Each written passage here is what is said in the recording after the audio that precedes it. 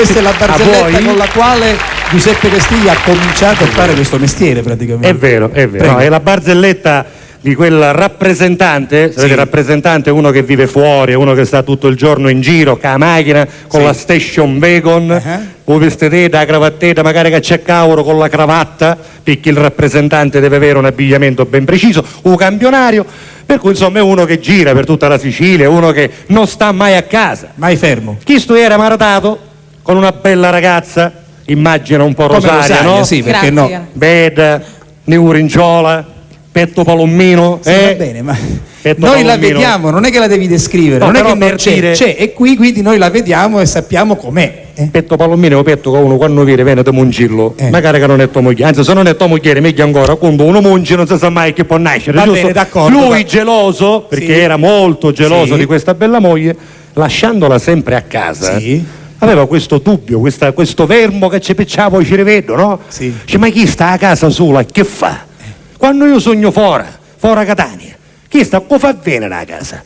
E sta tra su bommolaro, perché il bommolaro è uno pericoloso, è uno che si inficca a casa che scusa che sta raccalato, che mi dà la bombola, è pericoloso, via lo chiuzzo, no? Esatto.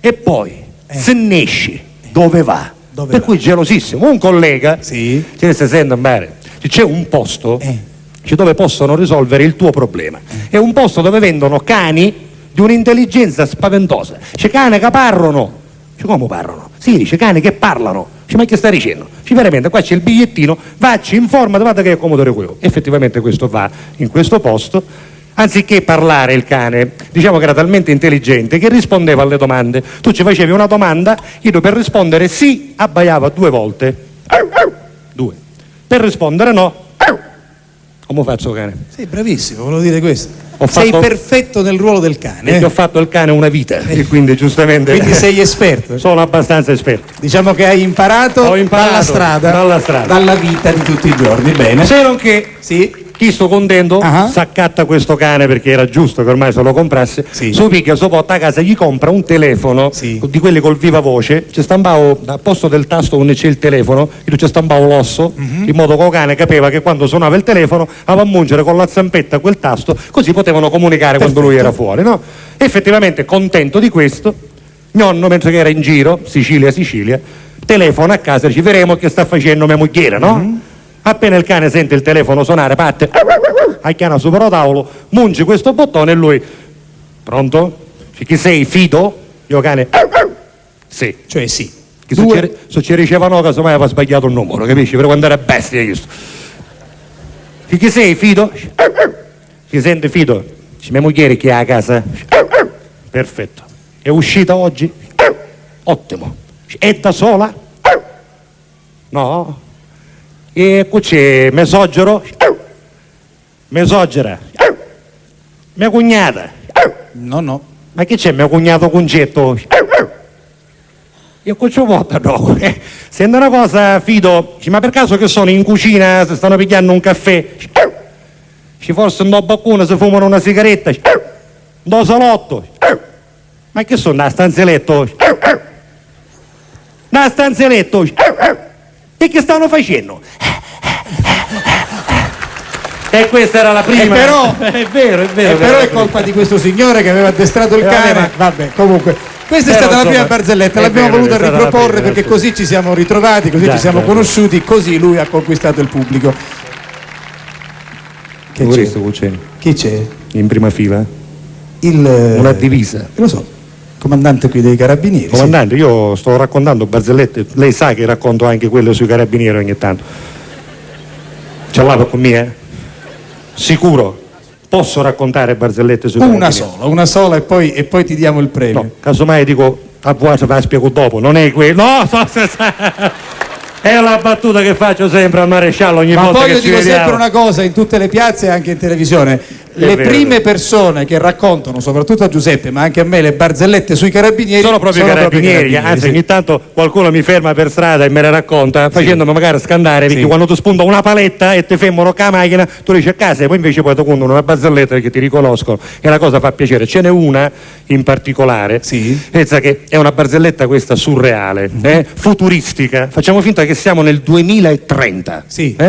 Nel 2030 si scopre finalmente che il cervello umano è una cosa commestibile, una cosa che si può mangiare, ma soprattutto che ci fa bene ai piccerini, perché il catanese soprattutto quando una cosa ci fa bene ai piccerini se leva la pane da ucca, no? Quando c'è a cattare un meruzzo alla pescheria, magari che costa 100 euro al chilo, siccome fa bene al bambino si spendono volentieri. Più che il merluzzo una volta era, se ti ricordi, il lupo. È un luvoro magari. È un luvoro, ma il lupo era soprattutto, il lupo. me lo Ora, ricordo. Il cervello umano si scopre che è una cosa commestibile, anzi che fa bene, per cui cominciano ad aprire delle macellerie a Catania di cervelli umani, tra cui una in Trafford Square, conosci? Io conosco, sì. O Trafford a Catania, che è una piazzetta nostra, Catania, del mio quartiere, St. Christopher Town, che è un quartiere, siamo in Europa, dobbiamo parlare in maniera europea, non è che può essere chiuso San Cristoforo, St. Christopher Town, che è una repubblica a sé, non è che è un quartiere normale, giusto? Oh. C'era questa chianga, questa macelleria, dove c'è proprio Oltreforo, una c'è la fondana, lì, e chi sta cominciando, anziché venire canne di cavallo, si sente un ciauro, non so se noto dall'aria. Sì, arriva un odore. Ma cominciano a venire il cervello umano. Allora si presenta uno, dice buongiorno, senta, dice che venite, ci rivede? Dice sì, ci prego, si accomodi. Dice chi ci rivede vuole? Dice ma non lo so, dice chi ci rivede c'è? Dice guarda, abbiamo cervello di ingegnere, dice, che è la fine del mondo. C'è cervello perché è uno laureato, un cervello che ha lavorato, quindi è un cervello tenero, sape, bello, si scioglie da oca. C'è che faccio un poco, dice, ma quando è un chilo? Ma dice, guarda, cervello di ingegnere, c'è effettivamente, insomma, 24.000 euro al chilo.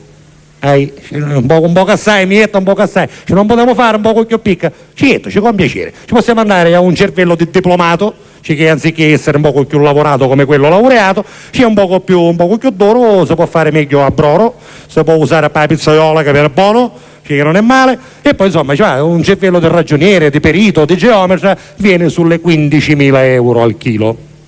Niente, mi viene sempre assai, ma niente, non potremmo fare una cosa, me ne fa mezzo chilo di cireveddo di carabinieri. Va bene, io sto cominciando a tagliare. Sono tutte le categorie, quindi. Ci faccio per rostere, dice no, ma voglio essere più cutoletti. Io ho cominciato, ci tagliavo un po' di freddo di cireveddo di carabinieri, ci mise in da catta, ammugliavo tutto cosa su coppo rabbiata andava valanza, che è importante. Classico del macellaio. Che arriva sulla bilancia e fa battere quella bilancia così, mezzo chilo preciso, ci ammoglia tutto cose, dice 30.000 euro. Quando? C'è 30.000 euro.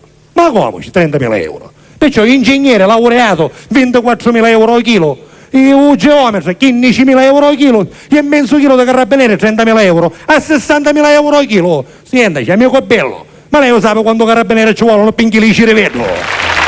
Ovviamente con i nostri saluti affettuosi a tutti i carabinieri, a comandante in modo speciale, fanno un lavoro difficile.